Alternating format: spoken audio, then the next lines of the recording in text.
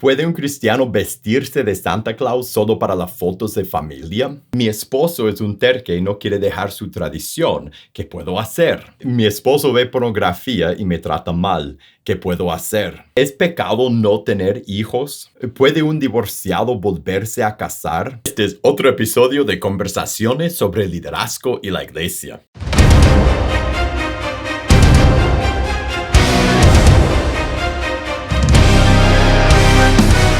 Hola, bienvenido a pazcondios.com. Mi nombre es Felipe y este es otro episodio de Conversaciones sobre liderazgo y la iglesia. En pazcondios.com nuestra misión es capacitar a líderes para equipar a la iglesia. Y si tú quieres ver todos los videos que publicamos, suscríbete a ese canal y prende la campanita de notificaciones. Ahora, en este programa de conversaciones, yo contesto las preguntas que me envían. Así, si tú tienes una pregunta de Dios o de la Biblia, de tu vida, de la iglesia, de liderazgo, una pregunta de tema que sea, envíame tu pregunta a preguntas@pazcondios.com, preguntas@pazcondios.com para que podamos conversar de tu pregunta en un episodio en el futuro. Y ahora vamos directo a las preguntas de este episodio. ¿Puede un cristiano vestirse de Santa Claus solo para las fotos de la familia? Y yo sé que a grabar esa pregunta entró poco antes de Navidad y ahora en este año la Navidad acaba de pasar. Y yo sé que cuando estás viendo, o por lo menos cuando estoy grabando y publicando este video, ya habrá pasado la oportunidad de que esa pregunta sea útil para este año, pero vienen otros años. Entonces, la respuesta a la pregunta es no es un pecado, no tiene nada de malo que un cristiano se viste de Santa Claus para las fotos de Navidad que toma con su familia. Yo no veo por lo menos nada en la palabra de Dios que me llevaría a decir, no debes hacer eso, debes tener cuidado con eso. Y en gran parte eso es basado en lo que pienso bíblicamente de la Navidad. Y si quieres saber la respuesta a esa pregunta o la explicación de lo que yo veo en la palabra de Dios acerca de la pregunta si debemos celebrar la Navidad, pues busca en este canal en pazcondios.com, busca el video que habla de eso. Bueno, son varios videos en que yo explico mi respuesta bíblica a la pregunta si nosotros como cristianos podemos celebrar la Navidad. La respuesta que yo hallo en mi estudio es que sí, que no hay problema, que debemos celebrar la Navidad, más bien y aprovechar de esta temporada para proclamar el evangelio. Y basado en eso, si uno se viste de Santa Claus para divertirse con su familia, yo no veo ningún problema con eso. Mi esposo es turque y no quiere dejar su tradición. ¿Qué puedo hacer? Me imagino que está refiriendo a la tradición religiosa, que él es musulmán, me imagino, y que no quiere dejar esa tradición. Yo voy a decir dos cosas. Una a ti, para empezar voy a contestar tu pregunta y después quiero decir algo a una audiencia más grande. En tu caso, y eso la verdad no es solo para ti, es para todas las personas, hombres y mujeres que están casados con personas que pertenecen a diferente fe, que no son cristianos. Tú eres cristiano y tu esposo o tu esposa no es cristiano. Mi consejo es, más que todo, ora por tu esposo. Ora todos los días por tu esposo. Habla con Dios porque Dios le puede cambiar el corazón. 2, busca los momentos que tú puedes o invitarlo a la iglesia. Aunque no venga la primera vez, que tú puedes volver a invitarlo. Los momentos que puedes invitarlo a estudiar contigo. Tal vez el estudio de Quiero Paz con Dios, lo que regalamos en pazcondios.com. Un estudio bíblico evangelístico que le enseñe el evangelio. Invítale, ora por él, búscala a diario, busca las oportunidades que tienes en que puedes invitarlo. Y 3, no empujes. Recuerda, Dios cambia el corazón, no tú. Entonces aprovecha de las oportunidades que Dios tiene, que Dios te da para hablar con él y para invitarlo, para darle un buen testimonio. Pero no lo empujes, deja que Dios le transforme el corazón. Por eso oramos, por eso vas a orar por él constantemente y rogar a Dios que le cambie, que le transforme el corazón, que lo salve. Y cuarto consejo, sé muy fiel en tu fe, persevera en tu fe, tanto en tu vida privada, la cual Él verá más que todas las personas. Él verá tu vida privada. Él sabrá si de verdad tú estás llevando un buen testimonio. Lleva un testimonio de una seguidora de Jesús. Vive en privado como Jesús y viva tu fe en tu relación con Dios, por leer tu Biblia, por orar, por asistir a las reuniones de tu congregación, a ministrar, a discipular a otras mujeres. Viva como la cristiana que eres delante de Él, para que Él vea tu ejemplo y Él sea atraído a los pies de Cristo por tu ejemplo. Y una cosa más que te voy a dar es, lea primero de Pedro, capítulo 3, del verso 1 a 6. Eso sería un buen, no verso, pasaje de luchador, pasaje para ayudarte a luchar, quizás a memorizar. Y después, cuando estás luchando, batallando por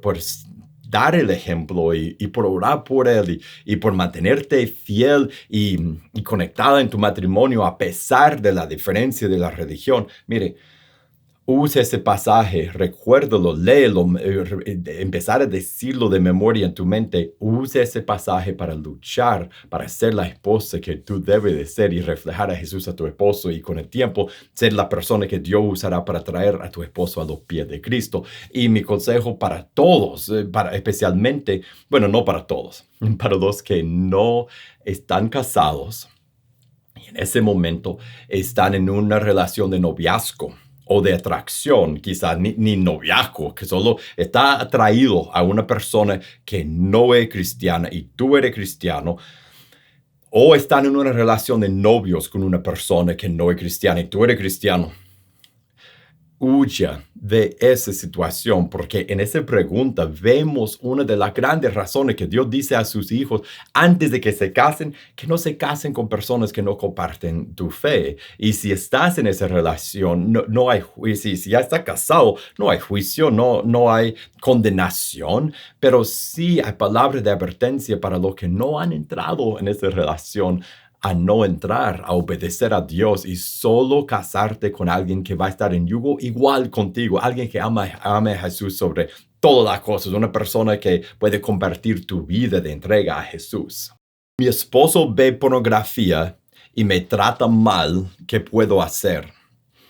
Y una hermana escribe una historia triste, una historia muy triste de cómo se han mudado a otro país y ahí no tienen amistades y han encontrado amistades, pero parece que quizás no son amistades cristianas.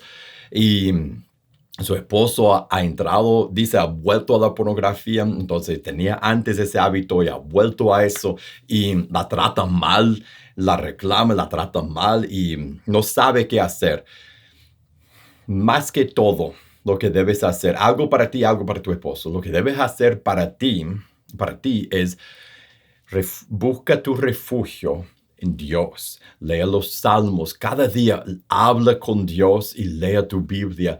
Pasa tiempo con Dios. Busca tu refugio en Dios y en la familia de Dios. Busca hermanas. Mira, cuidado con no reemplazcas lo que tu esposo está quitando de ti en la unidad en tu matrimonio con amistades con otros hermanos, pero sí busca en la familia de Dios hermanas que pueden ser tus compañeras en esta guerra que es la vida, no solo con esa situación en tu matrimonio, sino con todo. Hermanas que pueden caminar contigo y con quienes se pueden animar mutuamente, hermanas que pueden compartir la palabra de Dios y discipularse, un grupo de comunidad. No sé la estructura que tiene tu iglesia, pero busca un grupo de hermanas que pueden ser parte de tu vida, hermanas que van a la misma iglesia contigo. Y busca tu refugio en Dios y en su familia. Y ahora lo que puedes hacer para tu esposo. Habla con él. Habla con él si es cristiano. Y no recuerdo si en la pregunta si dijo que es sí, dice que es cristiano. Bueno, y dice que habían sido líderes. Si son cristianos, anima a tu hermano como un hermano en Cristo. Exhórtalo, confróntalo. No estés todos los días cayéndole, pero exhórtalo. Busca guiarlo para que él no pierda su alma al fuego del infierno. Este es el peligro, aún más que el matrimonio, que es muy importante. Es el alma de tu esposo. Entonces, mi consejo es: aconséjalo con la palabra de Dios, corrígele con la palabra de Dios, exhórtele con la palabra de Dios. Y si él va a la iglesia, busca la ayuda de sus líderes en su vida, que ellos se involucren en su vida, que los hombres que son líderes en tu iglesia se encarguen de discipular y corregir y guiar a tu esposo en su camino con Dios, para que, en otras palabras, no escondas ese pecado, no vayas confesando los pecados de tu esposo, pero busca ayuda dentro de tu iglesia y más si él está involucrado en la iglesia y ora por él y que Dios sane tu matrimonio y rescate el alma de tu esposo. ¿Es pecado no tener hijos? Escribe una pareja cristiana y con ese dilema, porque en su iglesia, en su comunidad cristiana, parece que hay muchas personas alrededor de ellos que tienen muchos hijos, hasta 10 hijos, y ellos en su pareja, ellos no tienen deseo de tener hijos. Y habla de los dos lados y yo entiendo eso porque en la comunidad cristiana, a nivel global, en todo el mundo, en la iglesia, hay ciertos sectores, ciertas facciones, ciertos grupos que pondrían más valor moral, por decirlo así, en tener una familia grande. Y hay otras personas que pondrían más valor moral en no tener una familia, o sea, por quizá preservar el planeta o cuidar los animales o enfocarse el uno en el otro por X razón en no tener familia. Y los que pertenecen a un campo u otro diría, nosotros tenemos la razón y somos mejores, quizás personas o hasta quizás cristianos por tener más niños o por no tener tantos niños. Y con eso vienen problemas de infertilidad, vienen problemas de juzgar, de condenación, de querer tener hijos y no poder tener hijos. Y hay muchas emociones y muchos sentimientos y tanto de deseo, de angustia, de condenación que se envuelven en ese tema. Es un tema difícil y cargado. Yo entiendo. Yo creo que más que pensar en si es pecado no tener hijos o si hay virtud moral en tener más hijos, yo creo que la pregunta más grande para nosotros y especialmente para las personas como ustedes que escribieron la pregunta en su pareja, que no desean tener hijos y me imagino que activamente están bloqueando el poder tener hijos, el poder procrear, lo que tenemos que pensar. Y bueno, y antes de decirlo, déjeme decir que no es solo para los que no quieren tener hijos, es para los que desean con todo su corazón tener hijos y no pueden. Y a veces gastan mucho dinero y tiempo y energía y más que todo corazón y deseo en querer tener hijos y eso llega hasta ser un ídolo. Mira, la pregunta que por los dos lados tiene que contestar es, ¿quién es soberano? ¿Quién es soberano? Y podrías, bueno, cuando ves la palabra de Dios, Dios se presenta como el rey soberano, porque eso es lo que Él es. Él es el rey soberano y el acto de rebeldía más grande es de rebelarse contra Él y contra su soberanía, desde Lucifer, que se rebeló contra Dios, el arcángel que se rebeló contra su creador, a Adán y Eva, que querían ser como Dios y tomaron de fruto que él había dicho, no comen de eso y desobedecieron a Dios, a nosotros, cuando nosotros decimos no a Dios. Mire, la pregunta más grande de todos, en toda la historia de la Biblia, es ¿quién va a ser el rey? El rey en particular de cada uno. ¿Voy a ser mi propio rey, mi propio jefe, o me voy a entregar a quien realmente es el rey del universo? Y para mí, en mi opinión, una implicación de eso es si Dios es soberano, y si Él es el rey no solo del universo, sino si yo me he rendido a Él, a su soberanía en mi vida, y yo quiero que Él me guíe, si Él en mi vida, en mi matrimonio, si Él pone el que no podemos tener hijos, entonces quizás hay intentos, pero no hay desesperación.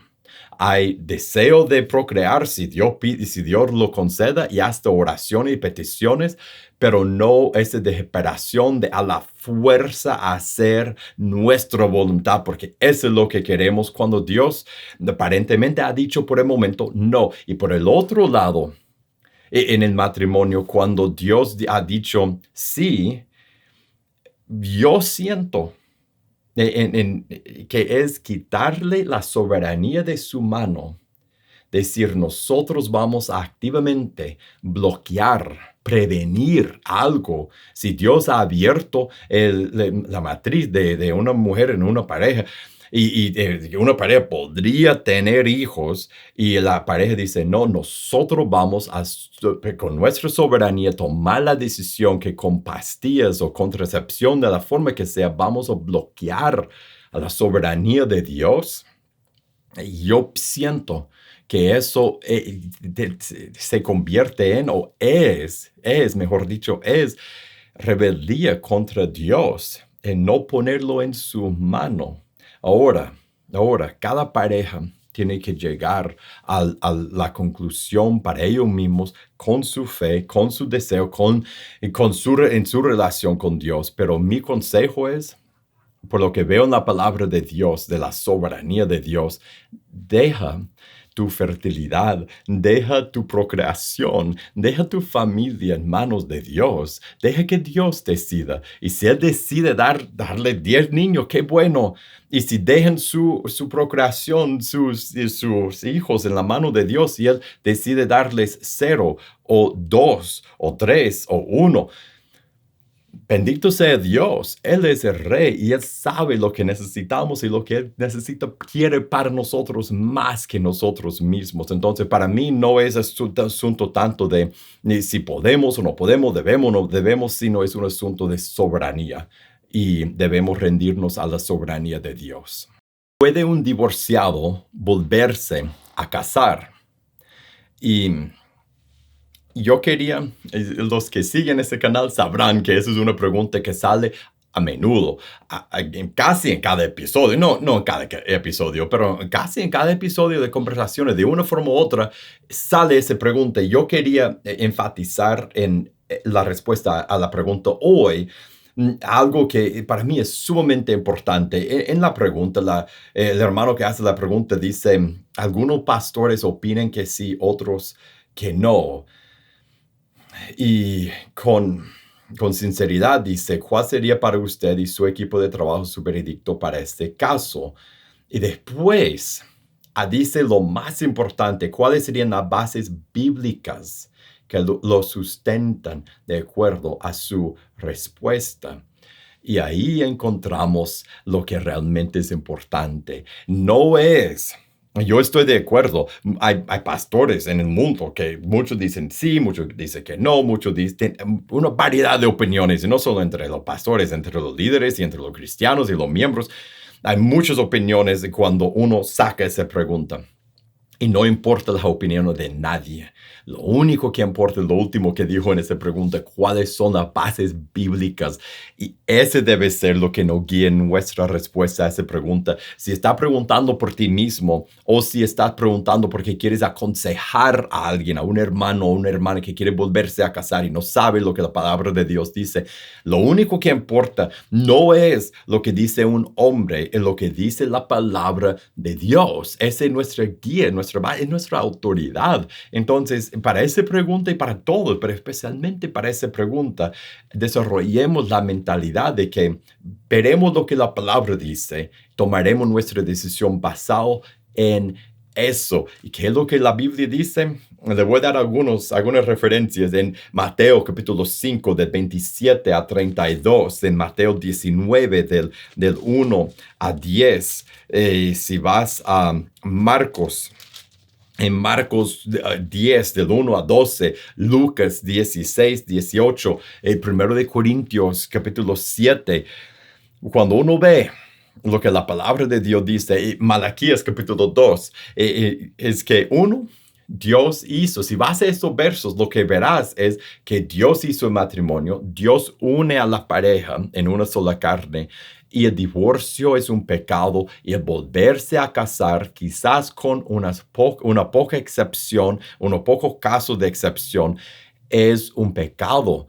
Y algo que yo veo muchas veces que se enseñó, bueno, fue la primera enseñanza, la primera vez yo recuerdo de joven lo que mis papás me dijeron, porque ellos recibieron esa enseñanza. Es algo que yo no encuentro en la palabra de Dios después. Fue consejo de que si alguien antes de bautizarse, antes de entrar en la familia de Cristo, se había divorciado, eso, el otro había pasado como el borrón y cuenta nueva.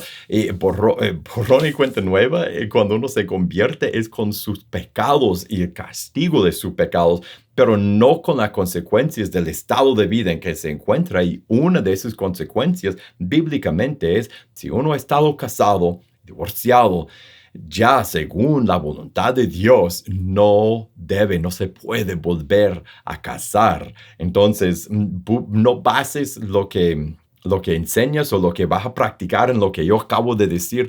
Vaya la palabra de Dios a Mateo 19, del 1 a 10, a 1 de Corintios 7, Lucas 16, 18, Marcos 10, del 1 a 12, Mateo creo que dije capítulo 5.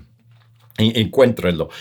Busque los pasajes en la palabra de Dios que hablen de divorcio, que hablen de la fidelidad, que hablen de volverse a casar y basan lo que haces y lo que aconsejas a otros en lo que dice la palabra de Dios, porque es a Él a quien tenemos que rendir cuentas y Él es quien nos hizo y es quien nos dice cómo debemos vivir. Y ahora hemos llegado al final de este episodio de Conversaciones. Muchísimas gracias por haber pasado ese tiempo conmigo y gracias por las preguntas que me han enviado. Y si tú tienes una pregunta de tema que sea, envíame tu pregunta a preguntas@pazcondios.com, preguntas@pazcondios.com, para que podamos conversar de tu pregunta en un episodio en el futuro. Y si te gustó este episodio, te voy a invitar a que lo compartas con otra persona. Y para más videos como este, suscríbete a este canal y prende la campanita de notificaciones. Y para recursos para tu vida y tu ministerio, búscanos en pazcondios.com. Que Dios te bendiga y nos veremos la próxima.